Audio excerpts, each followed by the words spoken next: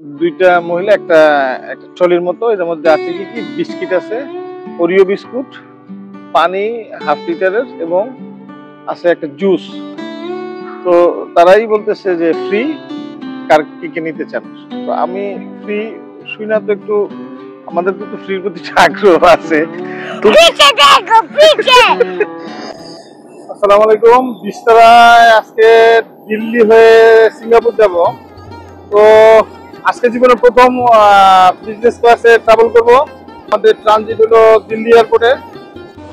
আমাদের ফ্লাইটটি সকাল 10টার সময় ছিল, তো আমরা সেই অনুযায়ী আমরা 8:30টার মধ্যে আমাদের বোর্ডিং এবং আমাদের ইমিগ্রেশন সম্পন্ন করে আমরা যাচ্ছি এখন এয়ারক্রাফট যেখানে আছে সেখানে। তো আমাদেরকে বাসে করে নিয়ে যাচ্ছে বিস্তারা এয়ারলাইন্সের যে এয়ারক্রাফটটি ছিল যেখানে সেখানে।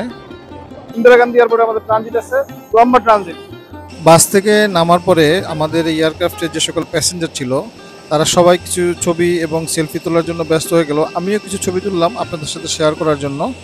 সকাল 9:30টার দিকে আমরা বিমানে উঠে বসলাম। তো আমাদের বিমান ঠিক 10টা 5 মিনিটে হযরত শাহজালাল এয়ারপোর্ট থেকে ছেড়ে দিল। আমরা এখন দিল্লির আকাশে। ঘূর্ণিঝড় রোমেলের কারণে আসলে কিছু ফ্লাইট বাতিল হওয়ায় আমাদের এই জার্নিটা ছিল শিডিউল টাইমের চেয়েও প্রায় আধা ঘন্টা কম ছিল। তো আমরা ঠিক 12টার সময় দিল্লি এয়ারপোর্টে অবতরণ করলাম। ইন্ডিয়া থেকে যে কোনো দেশের বিমান ভাড়া বাংলাদেশের চেয়ে প্রায় অর্ধেক। যে সকল ট্যুরিস্ট ইন্ডিয়া হয়ে তৃতীয় কোনো দেশে ফ্লাই করতে চান তাদের উদ্দেশ্যে কয়েকটা গুরুত্বপূর্ণ তথ্য দেই। যেমন আপনি যদি বাংলাদেশ থেকে আপনি ট্রানজিট ভিসা নিয়ে যান তাহলে আপনারা সাথে সাথেই ফ্লাই করতে পারবেন। আর যদি আপনারা ট্যুরিস্ট ভিসা নিয়ে যান সেই ক্ষেত্রে আপনাদের 2-3 দিন ইন্ডিয়ায় থাকতে হবে। যদি আপনার ট্রাভেল প্রোফাইল যদি এরকম ভালো নয় সেক্ষেত্রে কিন্তু আপনাদের ইন্ডিয়ায় 2-3 দিন থাকতে হবে, না হলে কিন্তু আপনাকে ইন্ডিয়ার কোনো বিমানবন্দর থেকে পারমিট করবে না। আবার ছোট ছোট কিছু এয়ারপোর্ট আছে ইন্ডিয়ায় যেগুলো আপনারা ওইখান থেকে ফ্লাই করতেই পারবেন না, সেখান থেকে টোটালি নিষেধ আছে।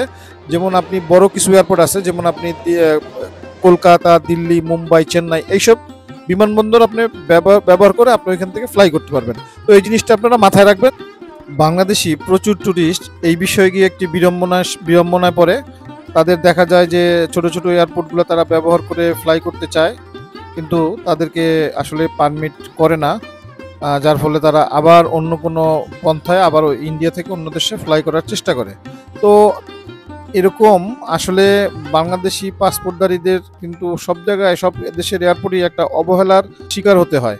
এই জিনিসটা আপনারা মাথায় রাখবেন এবং আমি যে ইনফরমেশনটা দিলাম আপনারা এটা খেয়াল রাখবেন। 4 ঘন্টা হয়েছে আমরা দিল্লি ইন্দিরা গান্ধী এয়ারপোর্টে ট্রানজিট হিসেবে বসে রয়েছি।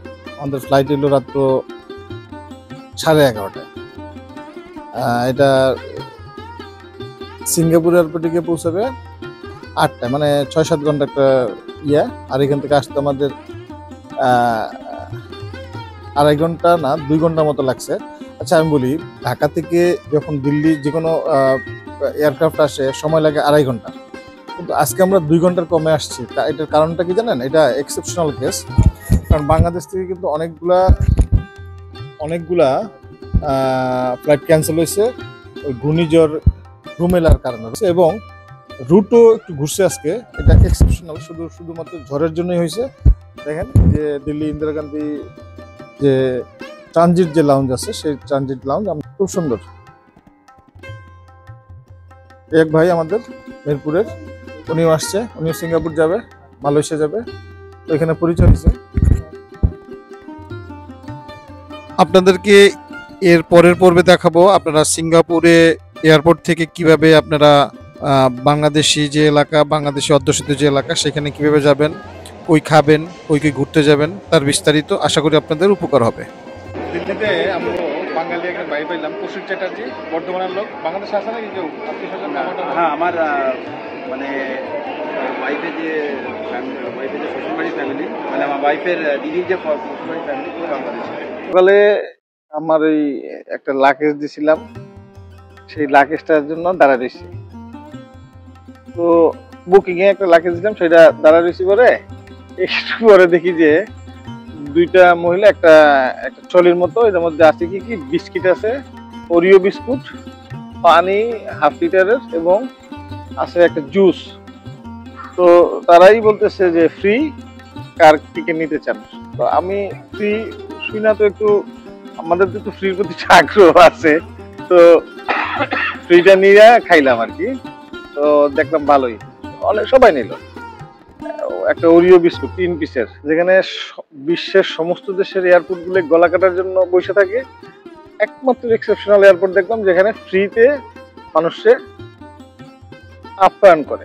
এটা কিন্তু খুব ভালো লাগছে আমার কাছে, খুব ভালো লাগছে। দেখেন এই যে ফুলের জায়গাটা দেখছেন কত সুন্দর, এই জন্যই বিশ্বের 1 নম্বর এয়ারপোর্ট এই চ্যাঙ্গাই।